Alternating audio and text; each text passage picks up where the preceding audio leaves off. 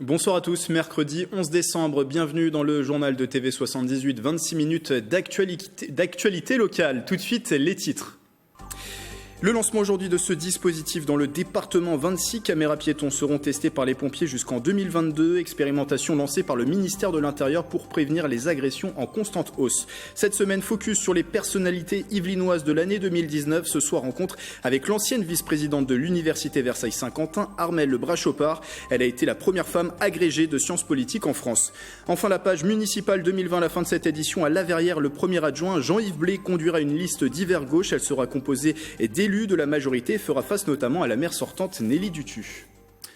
Et puis à suivre dans ce journal la présentation d'une action Révèle-toi Pro et aussi en cette période de grève contre la réforme des retraites et les prévisions trafic dans les transports en commun pour la journée de demain jeudi.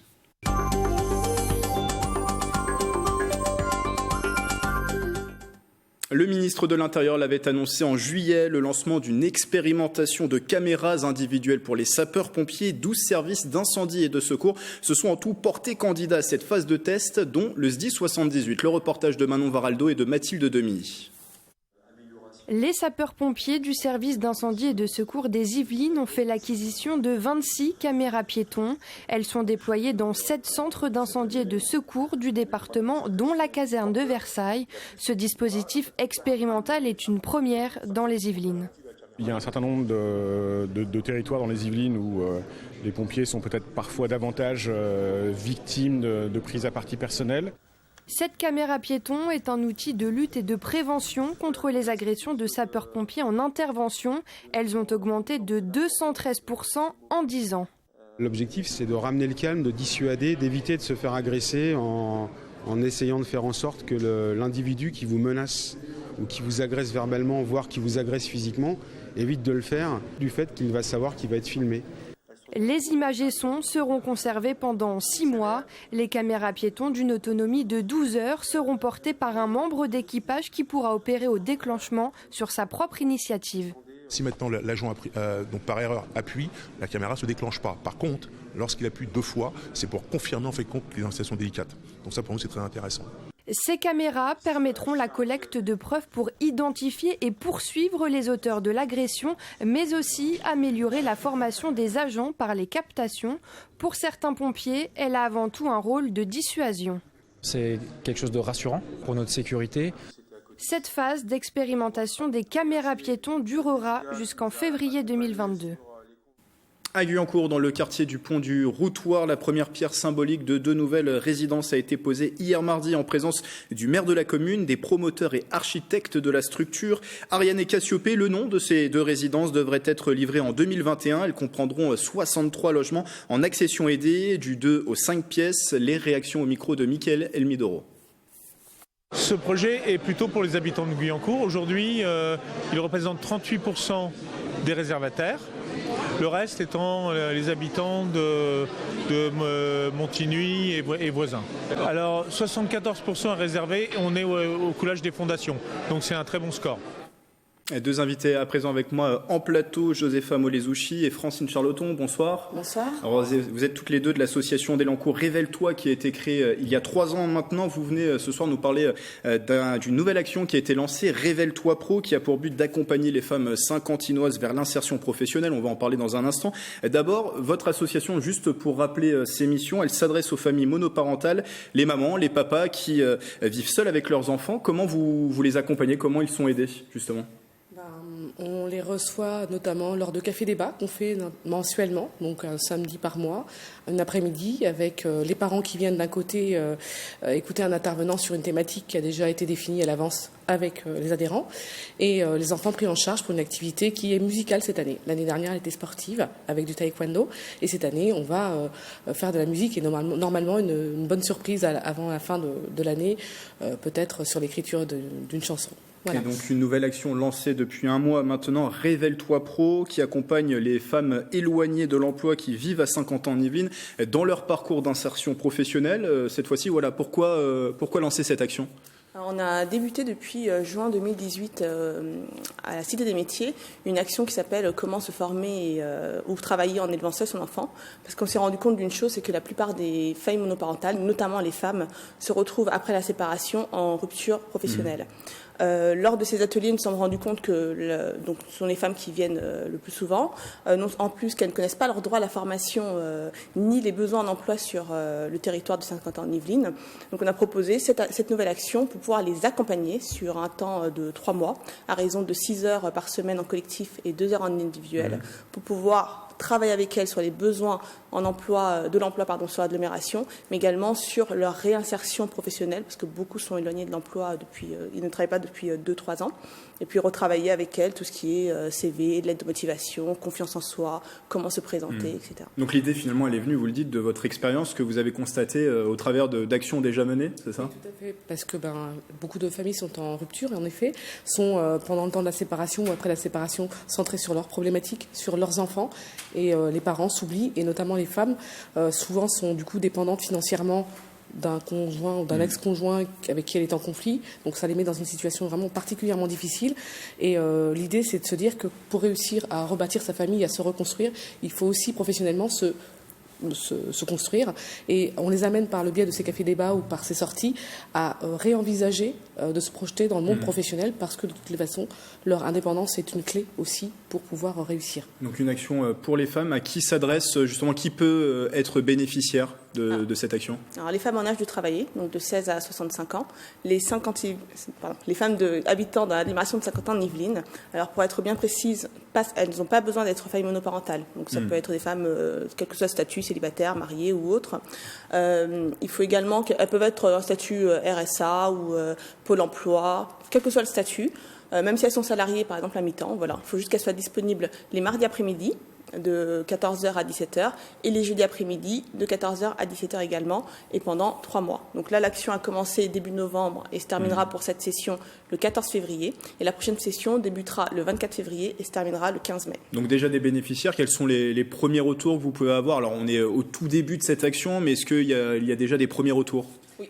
À constater. Francine. Tout à fait.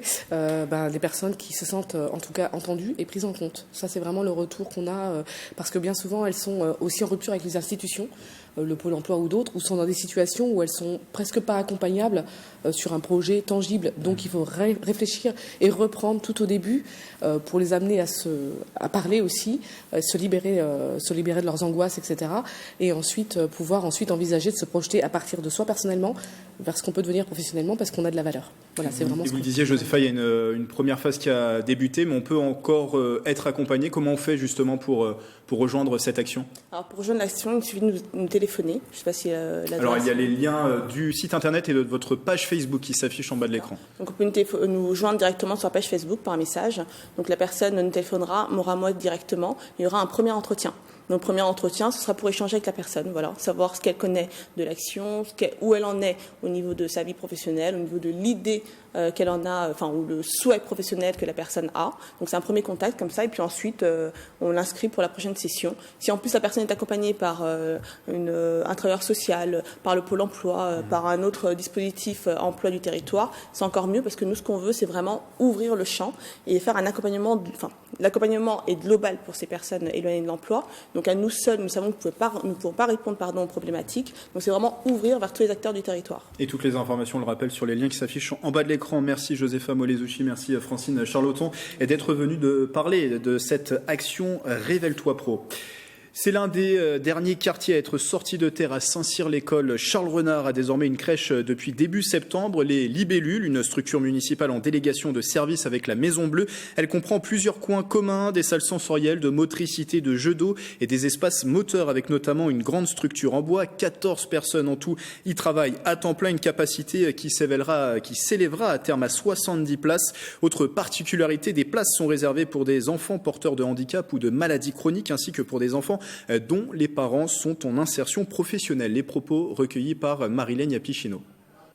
C'est un choix au niveau de l'action sociale de la ville de pouvoir permettre aux familles soit de souffler, soi de pouvoir s'insérer professionnellement et que le handicap ou la situation de leur enfant ne les empêche pas justement de pouvoir poursuivre dans la vie professionnelle. On a au total 1298 mètres carrés, donc une très très grande structure.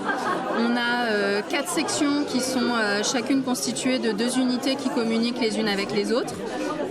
Chaque unité a un dortoir attenant.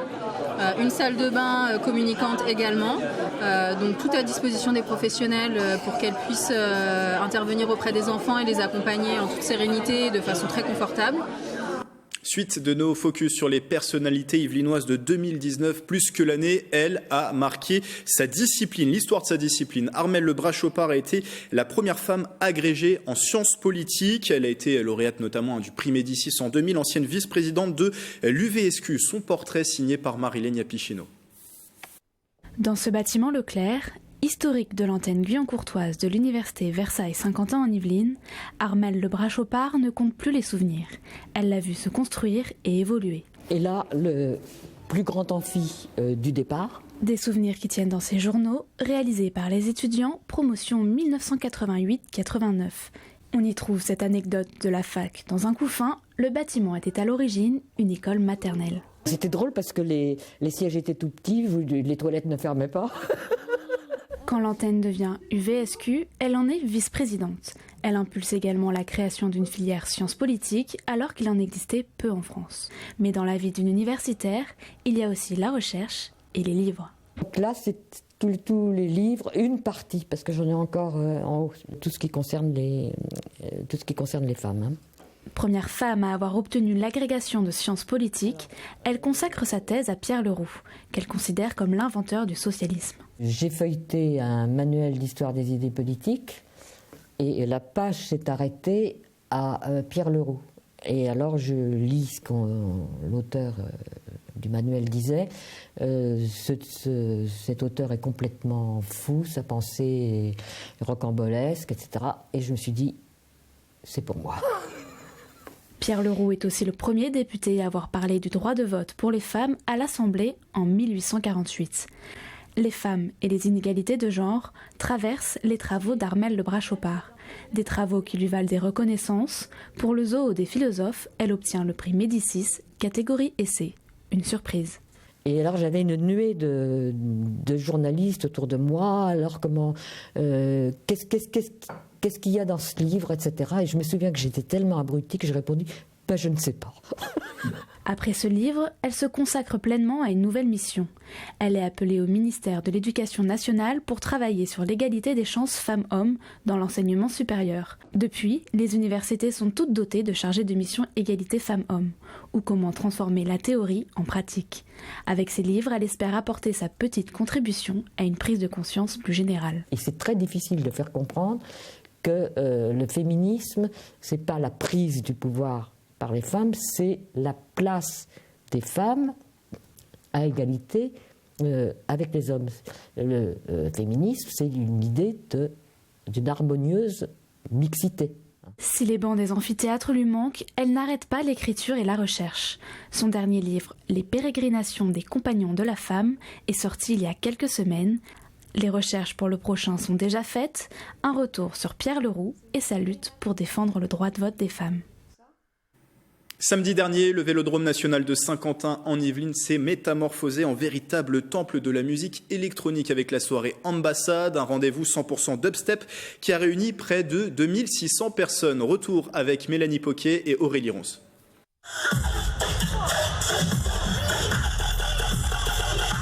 De la musique électro basée sur des basses profondes et puissantes. Les amateurs de dubstep avaient rendez-vous le 7 décembre au Vélodrome national pour la soirée Ambassade. L'occasion de fêter les 10 ans du label Never Say Die. Le plus grand des labels dubstep en ce moment, où on y trouve absolument tous les artistes du moment et aussi toutes les grosses têtes d'affiche de la bass music aujourd'hui, enfin particulièrement du dubstep, sont passés par Never Say Die. C'est violent, c'est bonne ambiance, les gens qui viennent sont cool. Il y a du bon son, le système son est quand même assez sympa, moi je trouve. Ils ont mis pas mal de basses en haut et tout. De 21h à 6h du matin, une dizaine d'artistes se sont succédés sur scène. Zoomboy, Space Laces ou encore Hot Prophet. En raison des mouvements sociaux, certains DJ n'ont pas pu être présents, ce qui n'a pas semblé gâcher le plaisir des participants. C'est dommage, mais ça vaut le coup. Ça vaut le coup d'être là, tout le monde est sympa. Assez content de voir notre ami Blue Dag qui est là justement. Donc très content de le voir pour la première fois, surtout à l'ambassade. 6 mois de préparation ont été nécessaires pour mettre en place cette soirée au Vélodrome National. Ambition du site, devenir un nouveau pôle de référence pour les artistes. Le Vélodrome est une structure très importante, très conséquente. Du coup, les artistes les plus reconnus et connus viendront encore et toujours ici. L'événement a rassemblé 2600 personnes.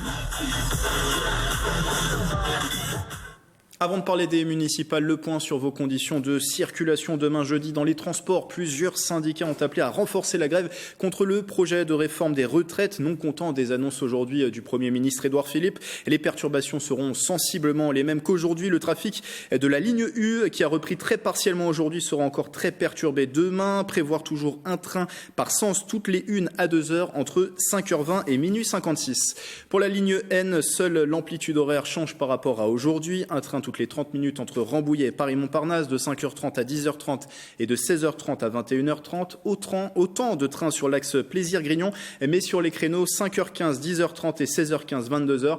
Pour les lignes de RER, peu ou pas de changement non plus. C'est un train sur 2 en heure de pointe sur le RER A, un train sur 3 pour le RER B. L'interconnexion reste interrompue en gare du Nord. Enfin, aucun train ne circulera encore sur le RER C demain entre Paris-Austerlitz et les gares de Saint-Quentin en Yvelines, Versailles-Rive-Gauche et Versailles-Chantier.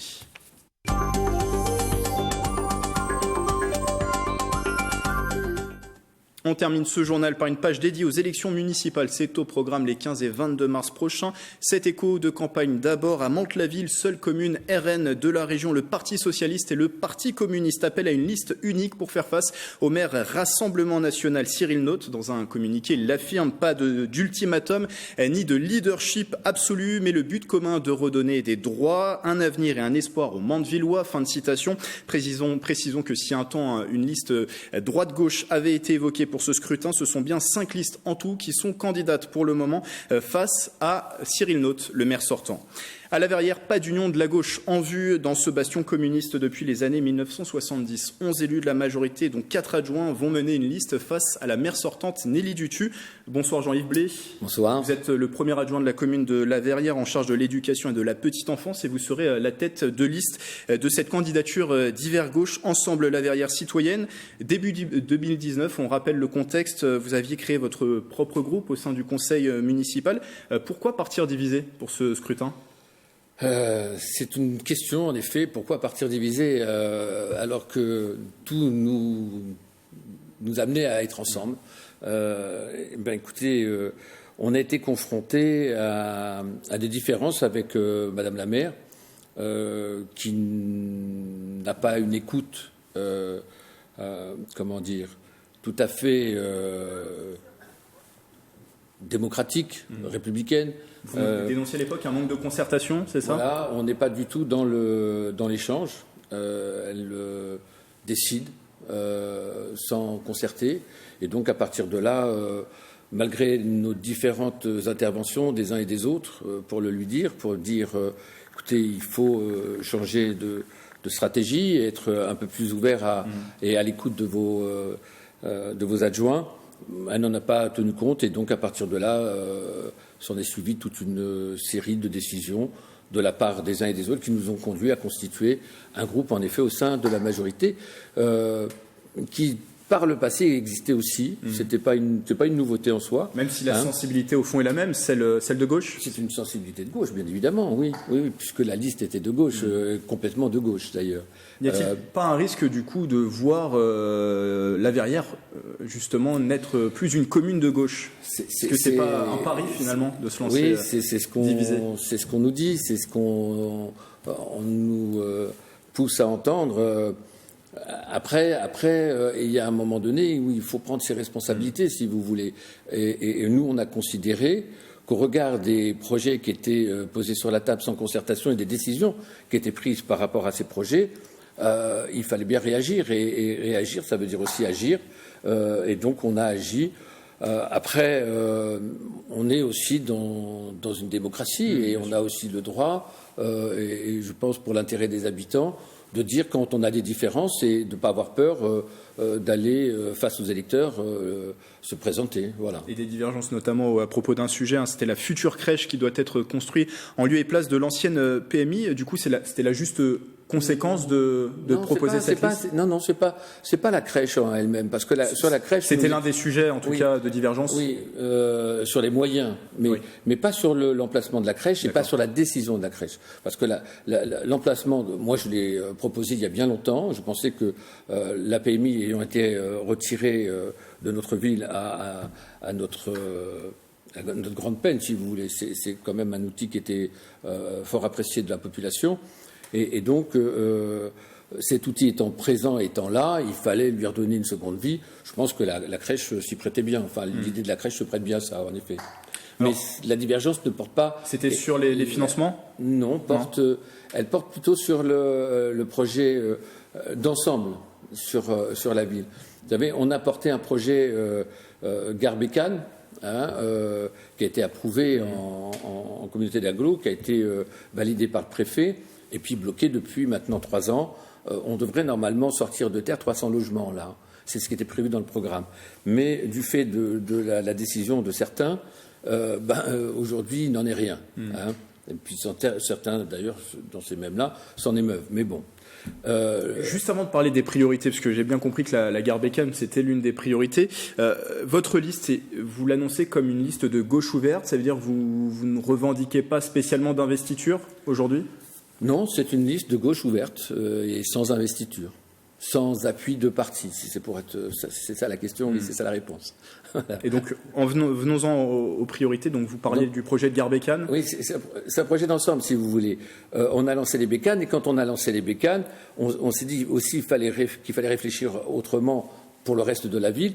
Et donc, on a aussi, et c'est vrai que ce n'était pas dans le programme, pensé à revoir le quartier du Bois de l'Étang, en l'inscrivant dans la rénovation urbaine. Aujourd'hui, alors il n'est pas en tout cas retenu dans l'ANRU, ce quartier du Bois de l'Étang. Vous avez une vision différente par rapport à la maire sortante. Vous souhaitez une démolition, puis une reconstruction, c'est ça ? On souhaite réaménager le quartier qui comprendrait en effet des démolitions. On l'a écrit au préfet, on a été très clair là-dessus, on a été très clair en conseil municipal quand Madame la maire a fait voter une motion dans ce sens-là, en faisant venir le collectif d'ailleurs du Bois de l'Étang. Là-dessus, nous, on a été très sincères et on a dit le pourquoi. Et pourquoi c'est nécessaire par rapport à une simple réhabilitation, si je puis dire ?